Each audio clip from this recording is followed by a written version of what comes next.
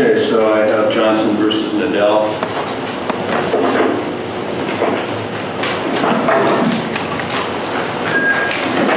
Good morning, Your Honor. Frank Sauter from the County Counsel's Office with Respondent. Johnson and Broker. Okay. In this matter, Petitioner Johnson, and in the related matter of Laguna and Hanamoto, the petitioners have asked that I take judicial notice as the appellate court's decision.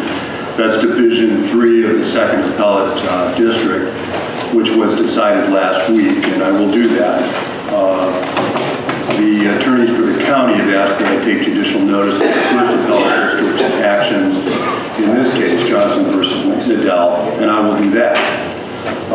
Essentially, the Kelly decision is citable at this point, not yet final, but I've read it. Mr. Johnson supplied a copy to the court last Friday, and I've read it several times.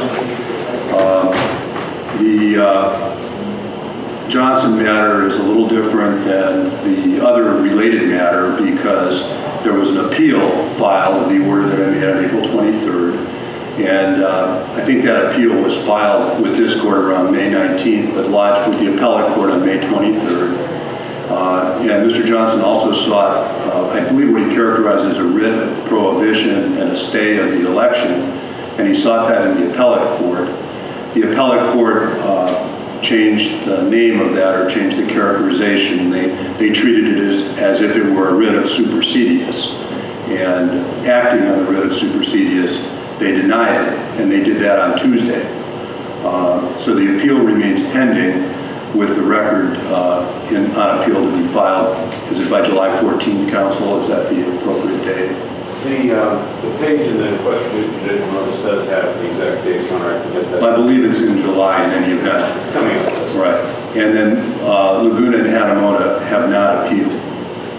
So I've read the judicially noticed materials, I've read the application and the opposition, and my intention is to hear some brief argument if there's anything that either side wishes to supplement what they file, and I'll rule in this matter orally today because, well, the election's on Tuesday, and so I think I really ought to do that, and I try to read everything necessary in order to be able to do that today.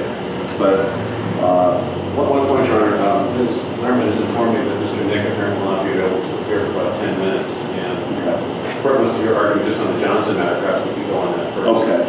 Well then, here's what I'll do. I'll hear argument on the Johnson matter now. I'll withhold ruling on the Johnson matter until I've heard the argument in the other matter, and then I'll rule. That way we don't waste time and get on with it. So, Mr. Johnson.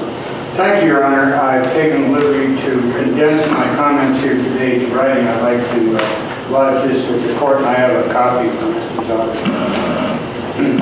All right. Actually, Your Honor, I'd like to ask, well, first of all,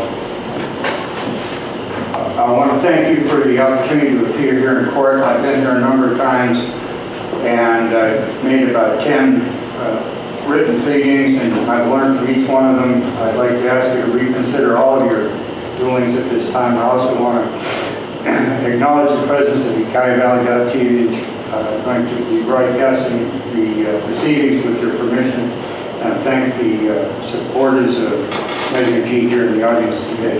Let me stop you for just 1 second, and I'm going to let you go because that's something I forgot to do. Mr. Carter, you're here on a matter that I am disqualified in, and that's been sent to Department, to Judge Henderson, to Department A. Is that the North Carolina powder? Yes. I'm also here on CATSIF versus engineering motion to strike anti-SLAPP suit. You are. Is that on my calendar? That's also in Part A. Thank you. All right. I'm sorry, Mr. Johnson. But Not at all, Your Honor. Go ahead. It's a privilege to be here. I believe I have a right in law to a decision yes or no, and I'm pleading here today independently of the Laguna matter. I'd like to ask you to reconsider your previous slide and to give me an oral ruling on my case alone, and I believe I have a right to that. And although it's a similar matter, it's not a consolidated case. In fact, the attorneys in that case are not cooperating or consulting with me or communicating in any way.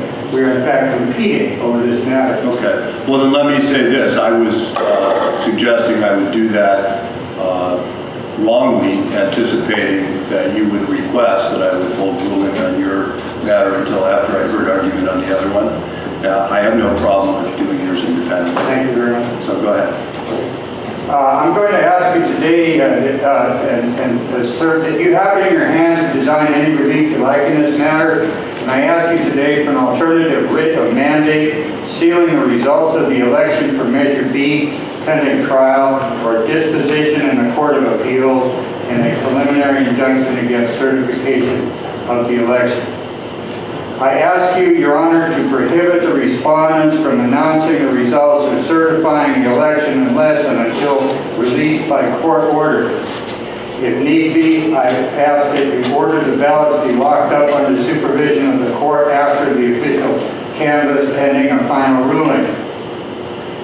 Let's step back from all the legal mumbo-jumbo and look at what's real. This is about the local marijuana initiative